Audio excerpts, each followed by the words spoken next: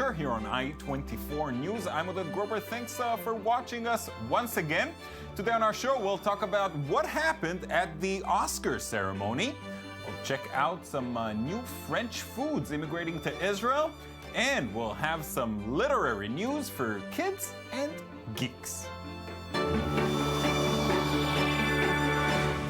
We start off today by summing up the Oscars, of course, and that's simply impossible to do without Shachar Peled, who luckily is here with me in the studio. What'd you think? Well, it was fun. It was exciting and unsurprising, naturally. Well, we all expected what happened there, but I enjoyed it, actually. Definitely the biggest night for Birdman and the Mexican director Alejandro González Iñárritu with 4 wins, 4 prestigious wins, we must say. Best Picture, ones, Best Director, Best Cinematography, and Best Original Screenplay. And Iñárritu marking the 5th non-American director to win in a row. I think marks also something about the taste of the American Academy into what they would like to see in their filmmakers. But he has his own humor and laughs. Let's hear what he had to say in his acceptance speech. Tonight, I am wearing the real Michael Keaton tidy whities. Thank you. They are tight, smell like balls, but it worked. I'm here. Thank you, Michael. You know, whatever works. Exactly, his good luck charm. If it works for him, then we're all in favor. I feel that it's almost, obviously Birdman's a lovely film and good for it, but it's almost like Boyhood lost more than Birdman It was almost snubbed out of the ceremony entirely. Other than its actress, Patricia Arquette, winning Best Supporting Actress, it did not win any of its nominations, and yes, it was definitely the biggest loser of this year. Yes, so we've got 2 redheads winning Best Best Actor for Eddie Redmayne, who won over Michael Keaton. He was definitely very excited on stage. You could see that 33-year-old actor was very touched and dedicated the statue to the Hawking family and ALS sick people all over the world. And of course, Julianne Moore, that was not a surprise. Not at all. I think 99% of the bets were on her. Once again, a very much expected and much anticipated award for her after 4 nominees. A win, definitely. She was she deserved this. I don't think anyone doubted that. And the supporting actors weren't a surprise as well. We got Patricia Arquette, as we mentioned, in a very, very feminist political speech, calling out for every woman who gave birth to deserve this prize and calling for women equality and women's rights. And J.K. Simmons, who decided to dedicate his prize to mom and dad and reprimand all children who only text and email and don't call them. Let's see what he had to say. And if I may, call your mom. Everybody. I'm told it's like 1 billion people or so. Call your mom, call your dad. If you're lucky enough to have a parent or 2 alive on this planet, call them. Don't text, don't email. Call them on the phone. Tell them you love them and thank them and listen to them for as long as they want to talk to you. Thank you. Thank you, Mom and Dad. Very strong and important message there. He decided to convey, and very cute, though. I was disappointed he didn't mention the very talented director Damien Chazelle, who was snubbed from the director nominations. I at least expected from JK to say something, but he chose not to. So these were the very important categories, and I think the next in line is the host, Neil Patrick Harris, who did a wonderful job here. Underwear. Yes, speaking of underwear, I think the most exciting point of the evening came when Mr. Harris decided to step on stage after a short walk, of course, a reference to Birdman, a short walk behind the scenes, yelling at Miles Teller, who was drumming "Not My Tempo," and then storming the stage in Michael Keaton's underwear as well. These are really all-around talented individual. First of all, he's very, like an very old likable school Hollywood star. I think he resembled Hugh Jackman, but a better version of Hugh Jackman, like an all-star Broadway. It was very Hollywood and Broadway combined, the singing, the dancing, and the hosting, which was very, very funny. He had great jokes there, starting off with the joke about the all-white nominees this year, saying the Academy has here the best and brightest. That was a great joke to start off with, going on to joke about Oprah's wealth, which she didn't really understand at first, and he had to explain, Oprah, you're rich, and moving to Idina Menzel and John Travolta's last year mishap hilarious. with Idina's name. Let's watch that. Benedict Cumberbatch. It's not only the most awesome name in show business, it's also the sound you get when you ask John Travolta to pronounce Ben Affleck. Please welcome to the stage my very dear friend, Glom Gazingo.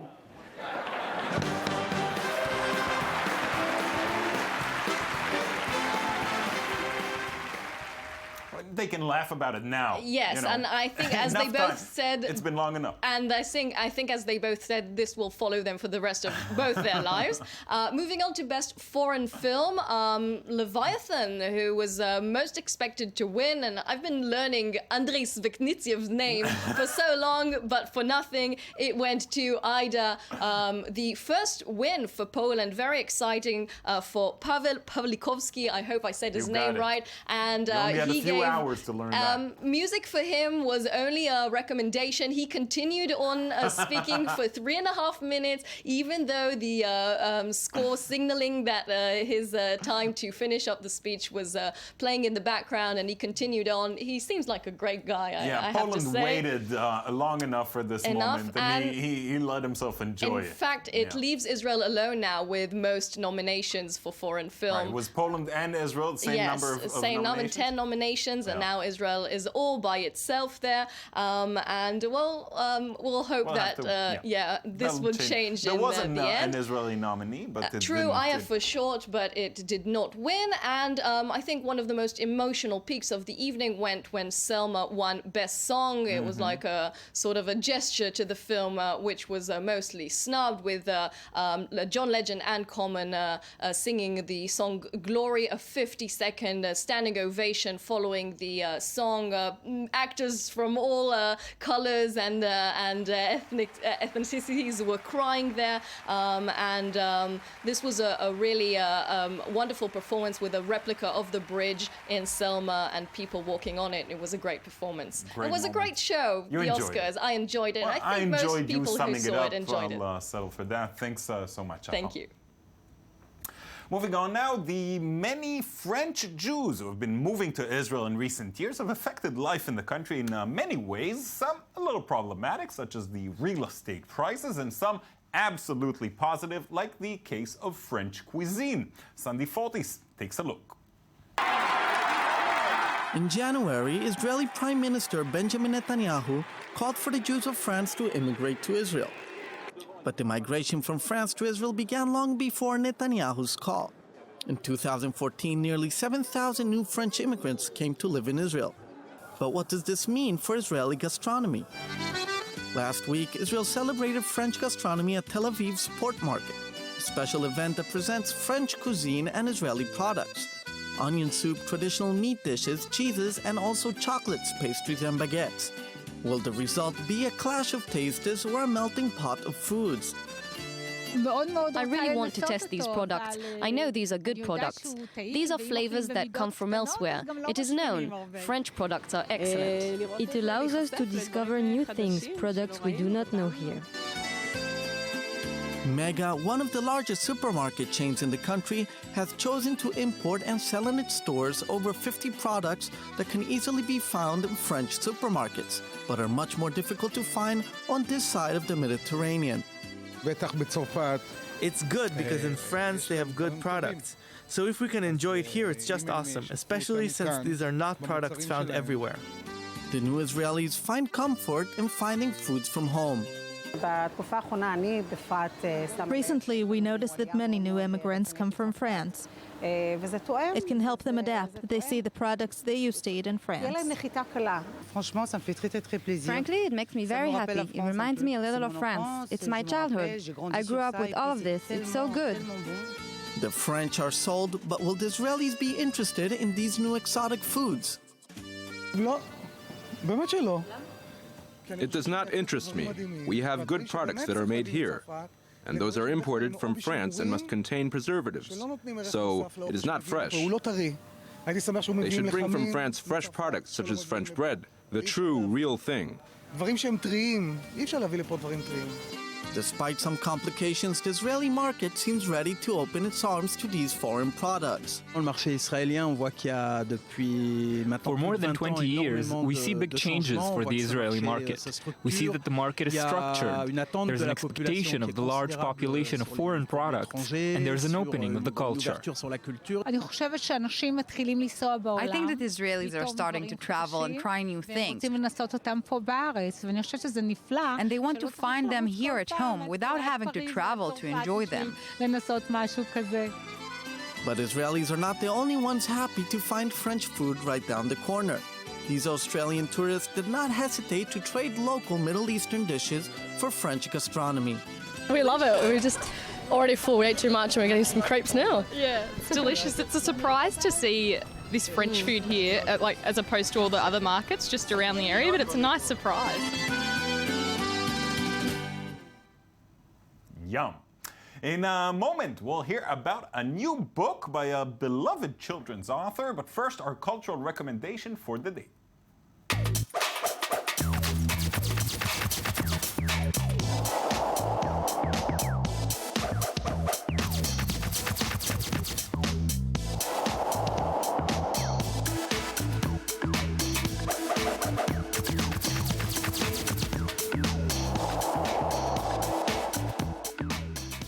Veteran Israeli dance icon Rina Scheinfeld, known for the combination of the poetic and the dramatic, presents Don't Go Now, based on the songs of celebrated Israeli musician Idan Reichel and Shlomi Shaban.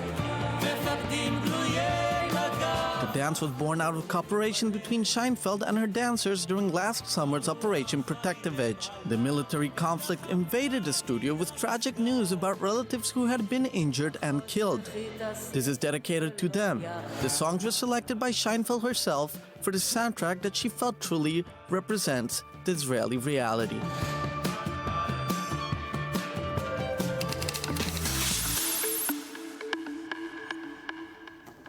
And now, Avri Rosen Tzvi is here with some books. No, it's not those kinds of books. Not those kinds of books. I'm kidding. I love reading. I really do. And, Yeah, and you it's do. not comic books this time, True. right? Mostly not comic books. Mostly. We have a little comic book at the end. Well, we're starting with one of my favorite authors and illustrators of all time, Dr. Seuss. Ooh. Theodor I love Seuss, Dr. Seuss. Geisel, who's publishing a new book many years after his death. I'm sorry. Publishing a new book? Yes. What are you talking about? Well, there's a newly discovered manuscript of a book called What Pet Should I Get? Which rhymes very nicely.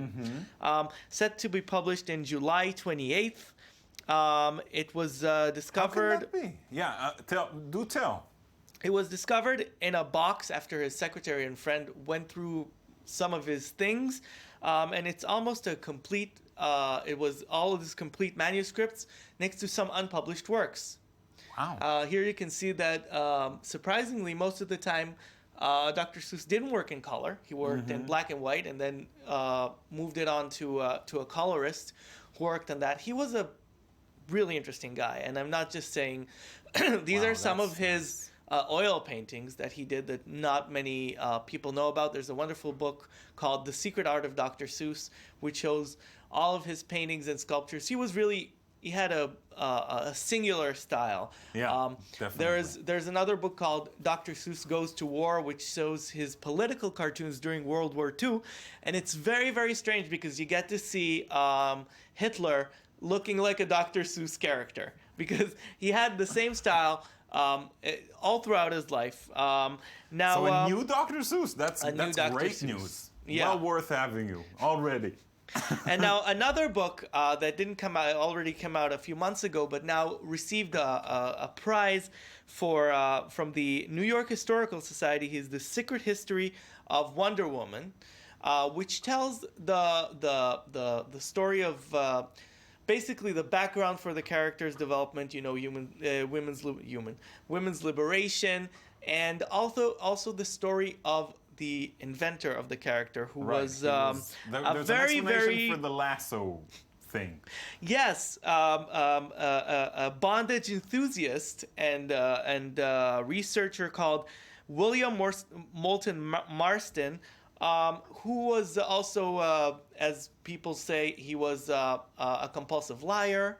He was somewhat obsessed with submission and women, and he created this character. And this book tells you. He would have loved 50 Shades of Grey nowadays. Oh my God, he would have loved 50 If you want, we're out of time. Obviously, you're gonna have to keep the comic book for some other time. But thanks anyway for coming on. Thank you.